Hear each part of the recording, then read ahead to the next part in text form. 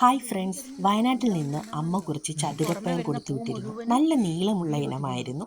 ഞാനൊരു 4 എടുത്ത് തോരൻ വയ്ക്കാമെന്ന് കരുതി. നന്നായി കഴുകി വൃത്തിയാക്കി എടുത്ത് ചെറുതായിട്ട് അരിഞ്ഞെടുക്കണം. ചെറുതായി അരിഞ്ഞപ്പോഴല്ലേ നക്ഷത്രങ്ങൾ പോലെയുണ്ട് കാണാൻ. എന്താണെങ്കിലും ഇത് നന്നായി അരിഞ്ഞെടുത്തതിന് ശേഷം നമുക്കൊരു ചീനച്ചട്ടി അടുപ്പിൽ വെച്ച് ആവശ്യത്തിന് വെളിച്ചെണ്ണ ഒഴിച്ച് കടുക് പൊട്ടിച്ച് ഒരു 8-10 ചുവന്നുള്ളി കനം കുറഞ്ഞ് അരിഞ്ഞത് ഇതിലിട്ട് നന്നായി വഴറ്റിയെടുക്കാം.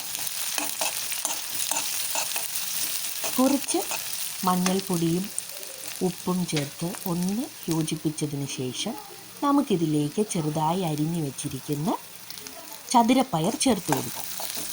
ചതുരപ്പയർ ചേർത്ത് നന്നായി ഇളക്കി യോജിപ്പിച്ചതിന് ശേഷം നമുക്കതിനെ ഒന്ന് മൂടി വെച്ച് ആവിയിൽ ഒരു 5 മിനിറ്റ് വേവിക്കണം.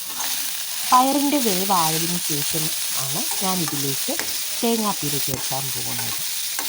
തേങ്ങാപ്പീരയ്ക്ക് വേണ്ടി ഞാൻ ഒരു പിടിയോളം തേങ്ങയും ഒരു 8-10 കാന്താരി മുളകും ഒരു 2 കറിവേപ്പിലയും ഒന്ന് ഒതുക്കിയെടുക്കും കേട്ടോ.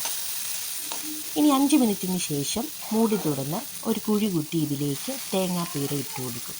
ഞാൻ ഉടനെ ഇളക്കാറില്ല. ഒന്നുകൂടെ മൂടി വെച്ച് ആവി കയറ്റിയതിന് ശേഷം ഒരു 2 മിനിറ്റിന് ശേഷം നമുക്കിത് ഇളക്കി യോജിപ്പിച്ച് എടുക്കാം.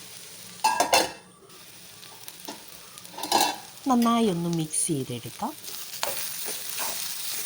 ഇവിടെ ചതുരപ്പയർ തോരൻ റെഡി ആയിട്ടുണ്ട്. മോരുകറിയും അച്ചാറും മീൻ വറുത്തതും തോരനും ആയാൽ ഊണ് കുശാൽ.